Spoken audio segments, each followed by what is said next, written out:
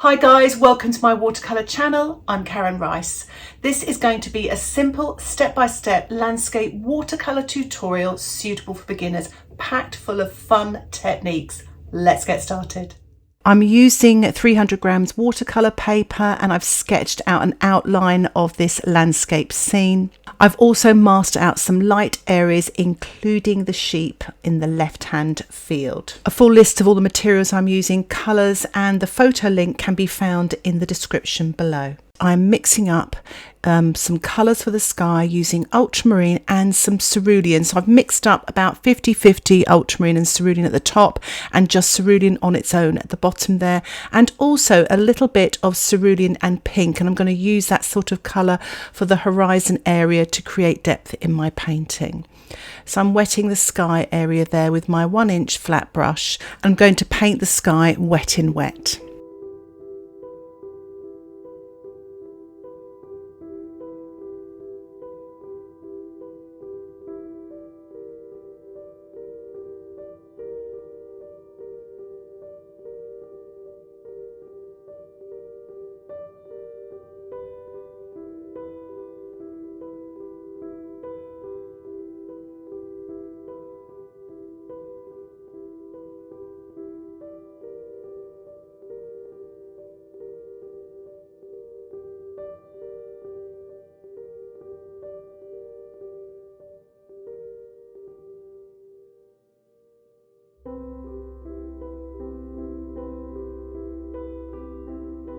I'm actually just lifting off now with some paper towel the clouds. Remember, at the top of the sky it's nearest to us, so the shapes will be bigger. So I'm lifting off bigger clouds here, and as I go to the sort of middle of the sky they'll get slightly smaller, and as I go towards the distance they'll get even smaller still, and this size will create depth in your painting.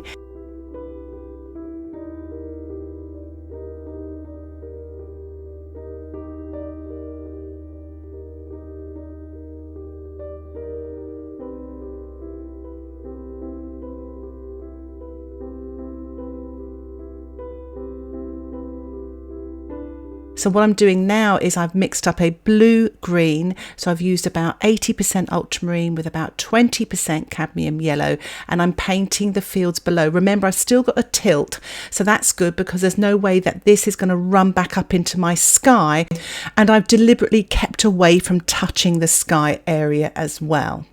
So I've added a touch more yellow now to that ultramarine. I am using my size 10 brush and I'm kind of working wet on dry, working my way down to the sort of middle ground here and then onto the foreground. I did add a touch of quinacridone gold there on the right hand side, damp into damp, and now I'm mixing up the cadmium yellow with the cerulean, about 50-50. It's a yellow green. If you notice, I'm loading my brush all the time and you can see a little bead developing there each time, so you're sort of gliding your paint down to the horizon here. As you can see, again, just loading that brush, it really does make your watercolors look very fresh and transparent. I've added a touch of ultramarine now, making it a slightly darker color as we come into the foreground area with a touch of the quinacridone gold. So it's a really sort of good mid green here, slightly darker in tonal value, and that will create depth in your painting. And what I'm doing now is I'm adding some more ultramarine with a touch of that quinacridone gold, taking off the excess there and just sort of painting. If you look at the photograph there, you've got sort of darker areas in the grass there, so I'm painting these damp into damp. I did actually take this photograph myself when I was in the Cotswolds and I was spoilt for choice. There were so many wonderful scenes. The skies were amazing, and obviously you've got the sheep here, but the trees, the fields, the gorgeous foregrounds. So as you can see, I'm continuing on here, just painting damp into damp, using that paper towel to take the excess paint off, just painting a few darker marks here, damp into damp.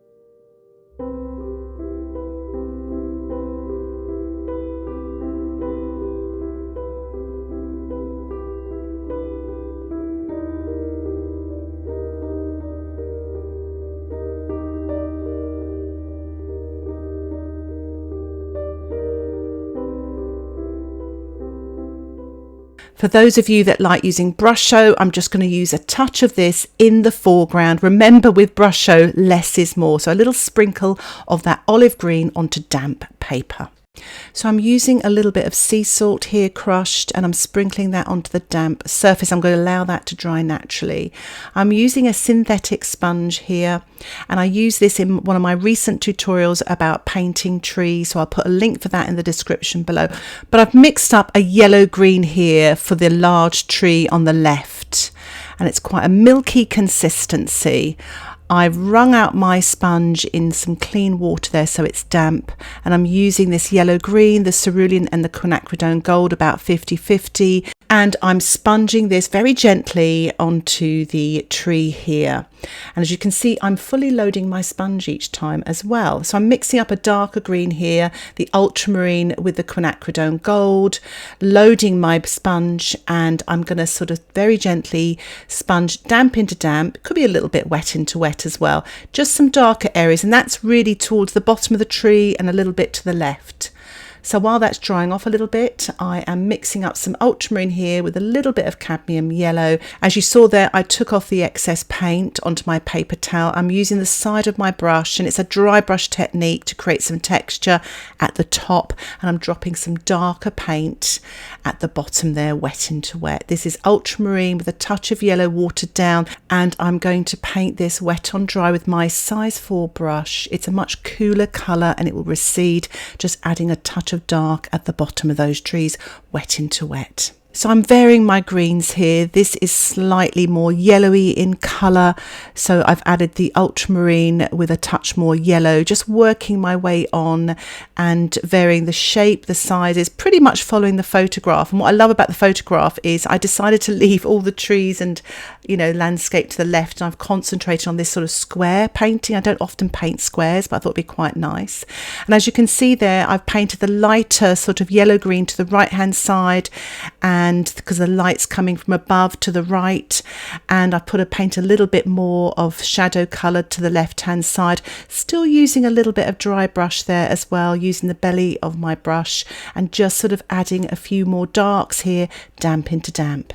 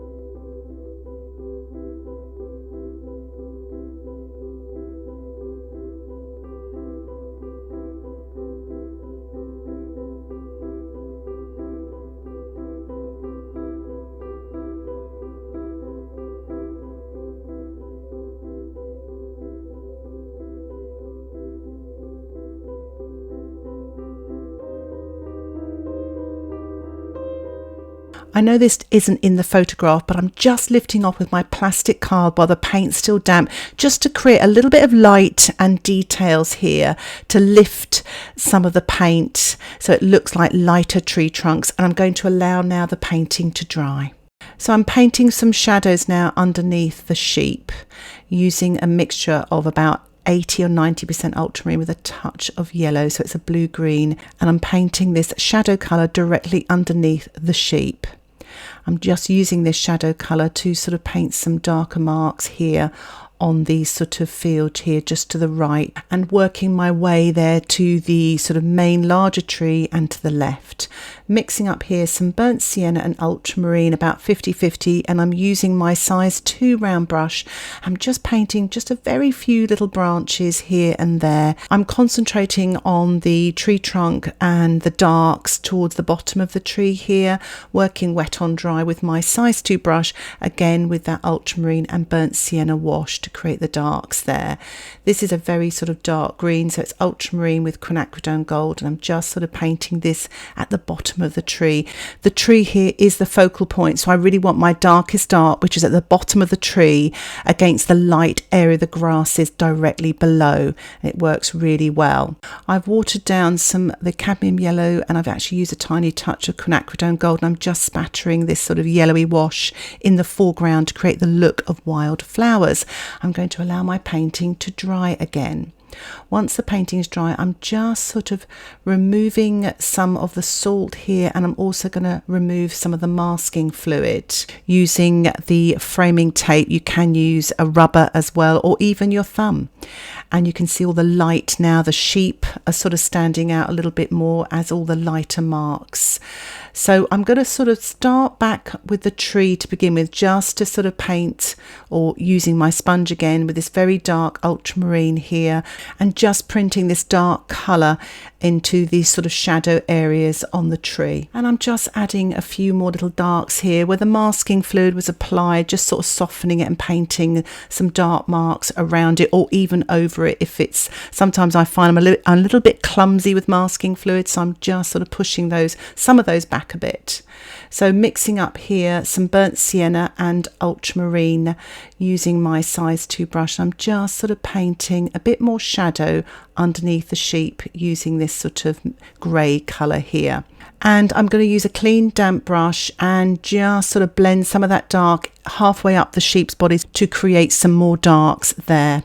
And I'm just using a yellow green here, mixture of the sort of cadmium yellow with a touch of ultramarine, painting wet on dry sort of beneath the sheep there, using my size 4 brush, some grasses there, so it sort of pushes them back further in a way, and painting a few more marks there on the right, wet on dry, just sort of really giving that little bit more detail here and there. Going into the foreground now using that sort of yellow green, and I'm just sort of painting some of the stems that I masked out earlier, and just sort of building up some more details in this foreground area.